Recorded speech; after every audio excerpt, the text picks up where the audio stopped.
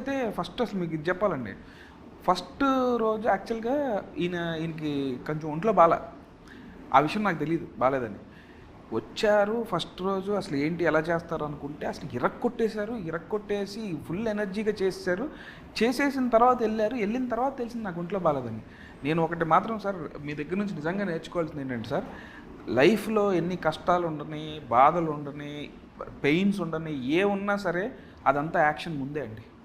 Action అని చెప్పి చెప్పేంతవరకు రాజేంద్ర ప్రసాద్ గారు వేరసలు. పాపం చాలా చూశారు, చాలా పడ్డారు, ఎన్నో లైఫ్‌లో చూశారు. అన్నీ నేను ఈ జర్నీలో చూస్తూ ఉన్నాను. బట్ సార్ మీ నుంచి నెక్స్ట్ జనరేషన్ మేము ఆ తర్వాత జనరేషన్ కూడా చాలా నేర్చుకోవాలి సార్ అసలు. సార్ ఒక ఎనర్జీని తీసుకొస్తారు సార్, వచ్చేటప్పుడు ఒక పాజిటివ్ ఎనర్జీని సెట్ మీద తీసుకొస్తారు. నేను అబ్బాయి మీ జనరేషన్కి నేను ఒకటి చెప్పనా, నీకు కూడా ఉపయోగపడుతుంది చెప్పనా.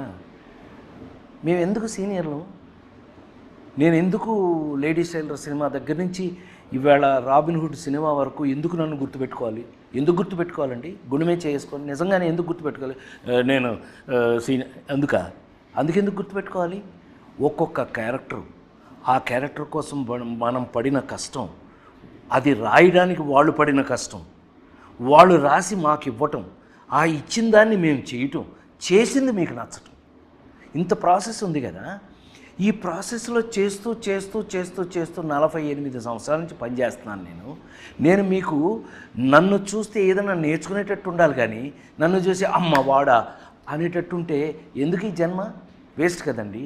సో అందుకని నేను అంటే నా ముందు నా పెద్దవాళ్ళు మా నాన్నగారు కానివ్వండి, ఎన్టీ రామారావు గారు, ఆయన దగ్గర పెరిగాను నేను.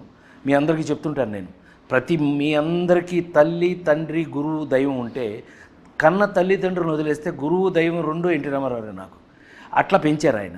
ఫిల్మ్ ఇన్స్టిట్యూట్లో పారేశారు, గోల్డ్ మెడల్ సంపాదిస్తే చివరికి ఆర్టిస్ట్గా నాకంటూ నేను ఆయనే చెప్పింది నాకు, నువ్వెందుకు పనికి వస్తావు ప్రూవ్ చేసుకుంటే తప్ప నువ్వు ఇండస్ట్రీలో ఉండలేవు, అదర్వైజ్ యూ గెట్ అవుట్ అన్న స్టేజ్ నుంచి ఒక కామెడీని హీరో చేసుకుని మీ అందరి ముందు ఇంతకాలం ఉన్నాను అని అంటే ఆ డిసిప్లిను, ఆ క్యారెక్టరైజేషను 5 జనరేషన్లు దాటి వాళ్ళు వర్క్ చేస్తున్న వీళ్ళతోటి.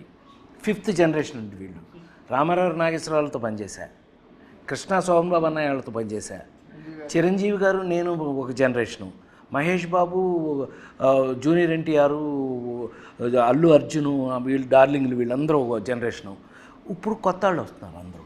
5 జనరేషన్లు వీళ్ళ ముందు నిలబడాలంటే ఆ మాత్రం క్యారెక్టర్ లేకపోయినా, టాలెంట్ లేకపోయినా, వాళ్ళు చెప్పిన పనిలో నేను వాళ్ళని మెచ్చుకునేటట్టు చేయకపోయినా అబ్బా ఈయనెందుకు రావాలా అనుకున్నారనుకోండి, లైఫ్ వేస్ట్. సో నేను అందుకని వీళ్ళతో ఫుల్ పోటీలో ఉన్నాను. తేల్చుకున్న సినిమా రాని ఇంకా రాస్తున్నారు. మీకు అసలు ఒక రోజు డేట్ దొరకాలంటే కూడా ఆ సినిమాకి